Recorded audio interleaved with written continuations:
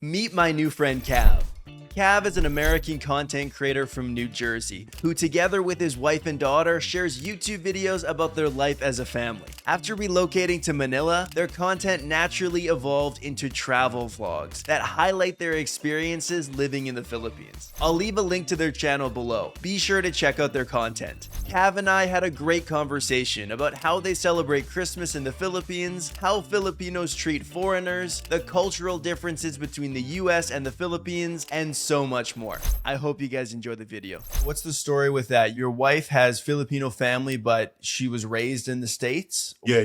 She was born and raised and we both were born and raised in New Jersey. But her mom moved here she moved here when she was like 28 years old, and her mom been in the Philippines. Been in the U.S. ever since. What was your knowledge of the Philippines before you went there? Like, obviously your wife is half Filipino, right? And so you have some connection to the culture. Maybe you tried some food, like some Filipino food. Like, what did you know about the Philippines basically before you ended up moving? I knew how nice everybody was. Like, they're known for being nice. That's about it. And like, of course, the foods, because me and my wife, we've been together for 12 years. So of course I had so many different Filipino dishes. It took me a while to even try that. Like maybe 5-6 years in, I started trying different dishes. But once I tried them, I loved them. But I didn't really have too much knowledge on the Philippines. So it was just, I didn't know what to expect.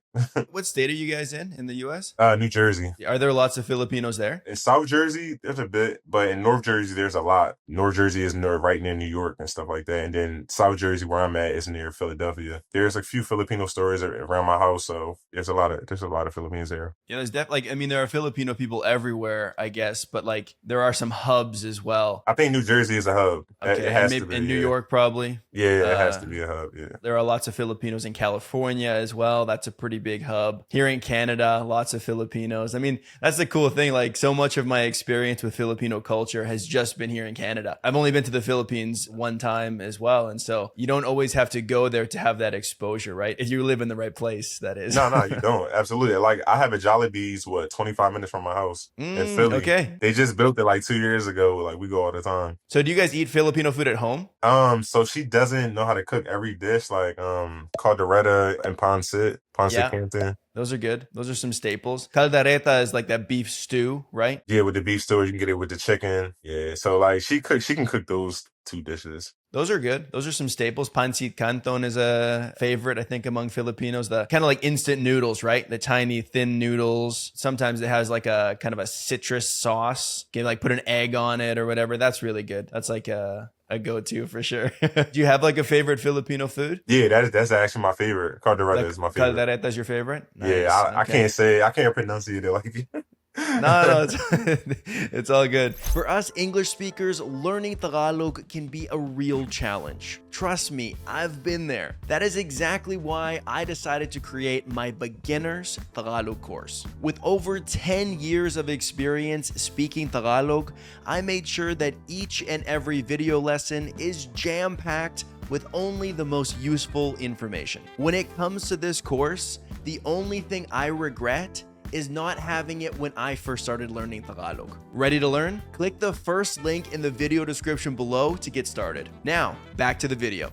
Does your wife speak Tagalog? She can speak it a little bit, but she understands it like fully. Is that what she uses with her mom, or does she speak English with her? They speak English, but sometimes they have their days when they do speak Tagalog to each other. But she can understand it like fully. That happens a lot, I feel like, where like if your family's from a different country, but you grow up in another place, sometimes you will like understand it, but not necessarily be able to actively produce the language, right? It's like your listening comprehension is really good, but your speaking is like a little bit lower, maybe. It's lower, absolutely. Do you speak any other languages? No, I don't. Only English. Just English? Yeah. Yes. I mean, that's kind of our typical experience here in like North America, right? I feel like as English speakers, we don't typically learn a lot of other languages because so many other people learn English, right? I know. I kind of felt behind when I went to the Philippines because I met a lot of the like African influencers out there, and they all spoke 3 languages. And here I am with like a group of 5 guys, and they all speak 3 languages, and I'm like, dang, I'm coming from America, I only speak 1.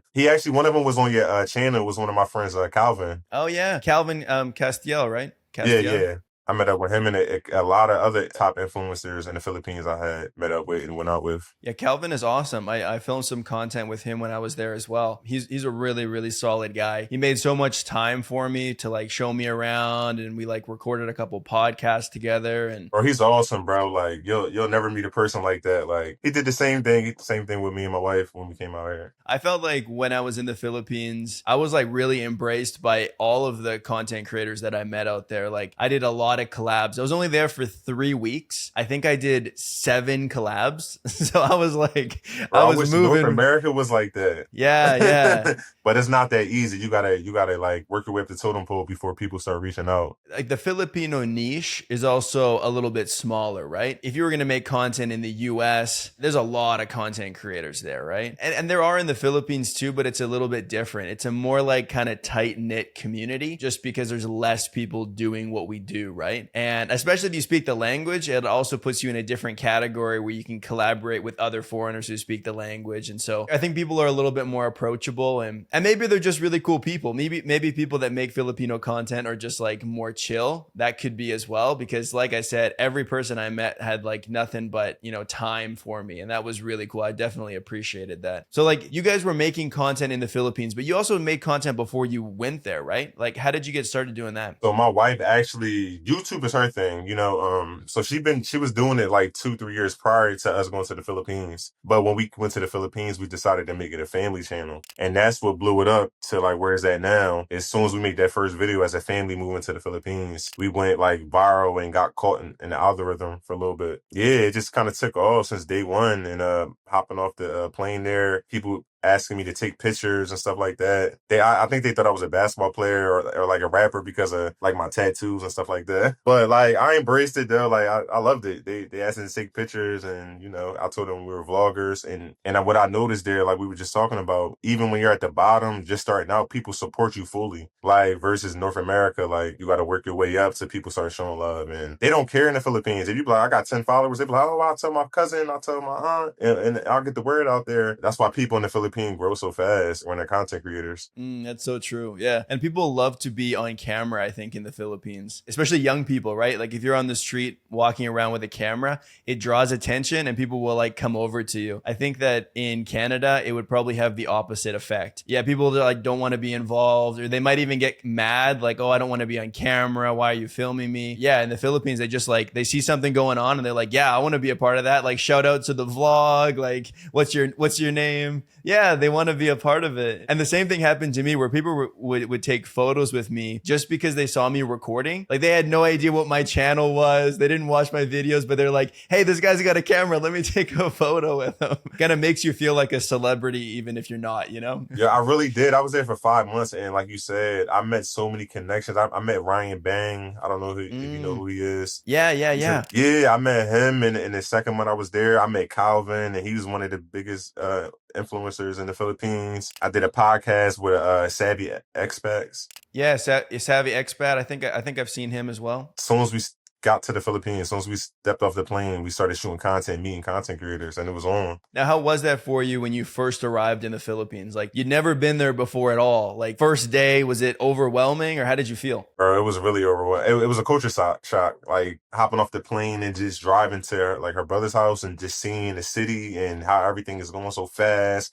The traffic, there's no street lights, stop signs. I'm like, how does everybody know how fast to go, when to stop and when to go? Like, it was kind of terrifying. Like, I was scared to drive. I never drove like in the city. What do you think are like the biggest differences between like the Philippines and the US? People are not in a rush. It's slow pace. Yeah. People have time for their families. They're not like caught up in like the rat race, like go, work bills. It just seemed like people had time for everything there, and they weren't as stressed out as people are in North America. Yeah, a little bit more chill. A lot of people hang out outside, like with their friends. They'll be like sitting on the corner and stuff. Yeah. So did you feel like you took on a little bit of that kind of cultural norm when you were there? Did you feel like you were also more chill living in the Philippines than in the US? So it took me about about like 2 to 3 months before I had to like train myself. Like I don't have to rush you don't have to rush. Like I caught myself some like at the supermarket, and you know how like we like to rush. Like yeah, hurry up, let's get out the line. They take their time. They ring up slow, one by one. So like after 2 to 3 months, I kind of told myself I calmed down. I was just like, yeah, just embrace the Philippines, embrace this food, embrace this journey, and I really did embrace it, and I love it. I actually want to retire in the Philippines eventually. Where were you guys at in the Philippines? Where did you move to?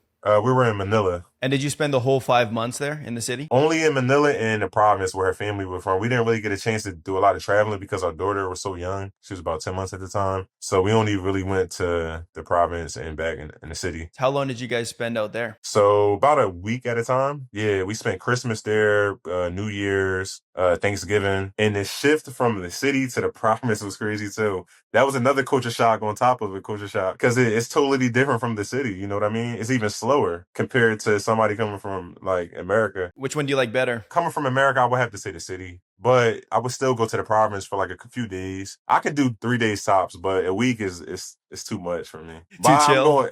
By the end of the week, I was going crazy. Like I got to go back to the city. I'm from the suburbs, like right outside of Philadelphia in Camden, South Jersey. So like I'm the only city that I'm used to going to is like New York City. It's like an hour and a half away from me. Philly is 15 minutes. Atlantic City is 30 minutes. So I'm used to like rural areas too, like in the city, like suburbs. But like I said, I just embraced it because I was just like, I already moved everything. I have no choice but to embrace.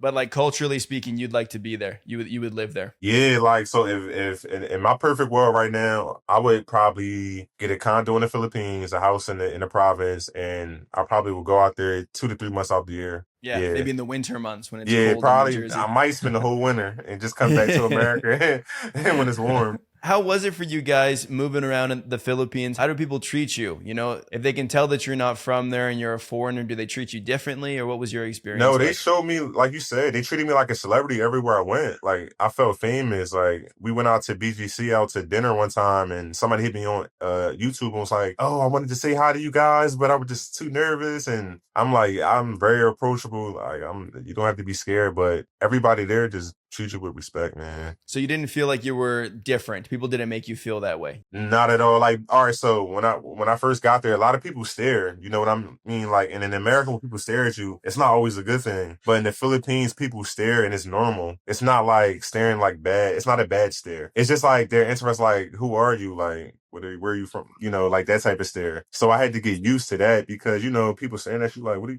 are you looking at?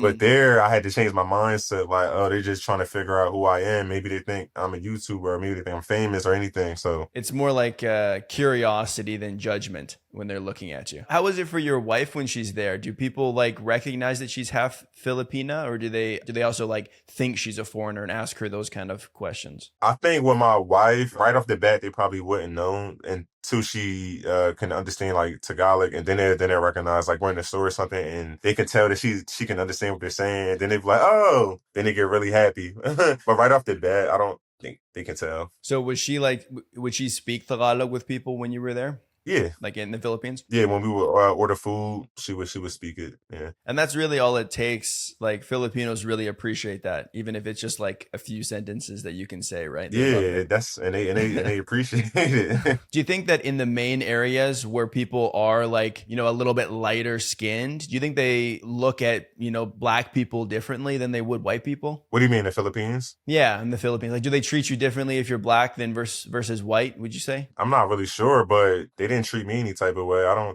don't think they would. No, I think if you're American, they're gonna love you. Well, it doesn't matter what color you are. Well, the Philippines has a really good relationship with the US. There's a lot of overlap there. Like the Philippines was like a territory of the US for a while, right? It's the whole reason that they speak English, the reason that they play basketball, the reason that they have those jeepneys. They were like the original US military vehicles. And so there's a real close connection there. So I believe that if you say you're from the States, people would be like very happy about They're that, really happy. you know? Yeah. Yeah. So it's almost like based on culture and not on skin color. Yeah, it's definitely culture, not skin color. Because I didn't really get anybody treating me with any racism when I was in the Philippines. not like I experienced in America. Yeah, you think it's more racist in the US than the Philippines? Absolutely, absolutely. Yeah. At Yeah. least maybe they just don't show it, but I don't know what the case is. You never know, but yeah, I didn't feel it there. Do you guys have any plans on going back to the Philippines? Yeah. We actually we're trying to visit like in December for like at least a week, 2 weeks. Would you go there for Christmas? Yeah, absolutely. You know, they love Christmas Yes. there. Yeah, because you were there for Christmas and New Year's. You said you were in province for that. Yep, Thanksgiving, Christmas, and New Year's in the province. What is Christmas like in the Philippines? The Christmas in the Philippines, well, I seen it in the city, so it's just like it's lights and trees, it's lit up everywhere. It's just like it brings me back to like 90s, early 90s. I mean, not early 90s, like late 90s, early 2000s in America, like during Christmas when every house was lit up with Christmas lights and stuff like that, and people really embracing the Christmas spirit and celebrating. That's just what that's the type of feeling I got. Like when you were a little kid, seemed like it would be happy being a kid in the Philippines during Christmas and stuff like that. Like Hallmark Christmas type of thing. Yeah, like the perfect Christmas, like just no snow. It just that's another thing that kind of messed me up. It was just like I felt the spirit, but it was no snow and it wasn't cold. Yeah, it's so different because like for us, we associate the seasons with the holidays, right? Christmas has got to be snowy and cold. You know, if you live in a place that has that, and Easter is like, oh, springtime, and Thanksgiving is fall, and we connect the weather to the holiday. But no, I've never been in the Philippines for Christmas, but I heard that they really go hard with Christmas, like they love it. Yeah, it's so many different like Christmas shows and stuff like at the malls. Like I don't know if you went into any malls in Manila, but they're huge. They have like the mega mall where it's like a few different floors and it's overwhelming. Like it's so much Christmas stuff everywhere. Like it's a lot. It's a lot. Yeah. And then I've also heard that they start early, like September. Yeah, we got down there in early September and they were already putting up Christmas trees and stuff like that. I didn't know what was going on. I'm like, already? Christmas already? What is like your favorite thing about the Philippines? Just how the people embrace you, how it's just like slow pace and you kind of feel like got a peace of mind. Like in America at times, I just feel like I'm just like a robot, just going with the flow every day, going to work, come back, eat, sleep, go to work. And just, I didn't really feel that there. Even though I didn't have a job, but I feel like even if I did have a job, I wouldn't have felt like I was like in a freaking matrix or something. Yeah, like the work-life balance kind of thing. I don't think we always do that well here in North America. Like we're always on the side of like more work and less life, I think. Yeah, I think people there, they still make time for their families and do things. And they don't like let work consume their lives. Like I feel like the poorest person in the Philippines is probably happier than the richest person in America. Yeah, I think there is a kind of a fallacy that like the more you work and the more you have, the more happy you'll be. It's not true, but people still kind of buy into that. They're like, yeah, I get it, but like if I just had this one thing, then I'd be a little happier. And there is limits. I mean, there is like some truth to that where like you do need to have your basic needs met, right? Until you have that met, it's pretty hard to find contentment, I think. But, most everybody has that in North America. Like we're from very like wealthy nations, and so obviously there's poverty, but in comparison to places like the Philippines, it doesn't even compare. Like, yeah, we can't compare at all. But I feel like we work harder for some reason. Like I was around her family and stuff like that, going to work and stuff like that, and they didn't see. I'm like, how's everybody making every single event? They weren't missing birthday parties. Like every single family event, everybody came to. And then I thought about like in America, like some people are like, oh, I'm calling now. I got work. I can't come to the event. This one, I'm tired. You don't get that there. Yeah, it's like prioritizing what's important to you. I've noticed that with my Filipino friends here in Canada, if they like invite you to an event, like a birthday party, let's say, you kind of have to go. Like if you don't go, it's kind of like people can get upset a little bit about it. Yeah, it's kind of disrespectful, and you have to eat. Yeah. You have to eat. When they offer you food, you have to eat, even if you're not hungry. Even if you just had a plate and they saw you eat a plate and they offer you some more food, you have to eat it.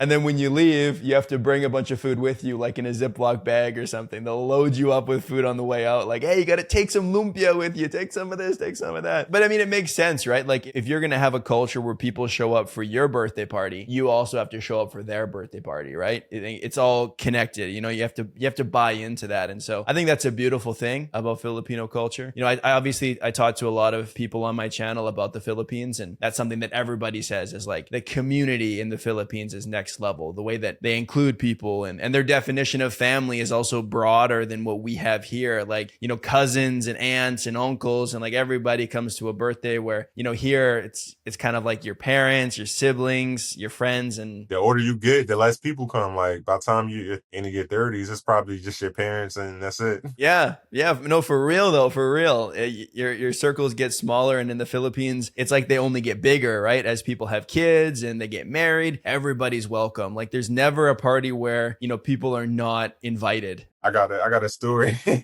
Yeah, so like on my daughter's, her first birthday was in the Philippines, and her mom, my mother-in-law, she invited like people we didn't even know. It was about 50 people there, and I swear I didn't know like 20 of the people, like at least almost half of the people didn't know at all. And that just goes to show like everybody is welcome. Yeah, like here in Canada, I don't think we would have a birthday party with 50 people for like a 1-year-old. They don't know anybody, right? It wouldn't make sense for us. But yeah, in the Philippines, it's that definition of community it encompasses more people, right? It can be the whole block, the whole neighborhood can be your community as well. And we had lechon. I don't know if you know what that is. The whole pig. They Yeah, cook it. lechon. They have it on a spit, right? It's like a pig on a spit. It's so good. It's so good, man. I was nervous to try it. I mean, it looks intimidating because it's literally like an entire pig, like the entire body with the head and everything, right?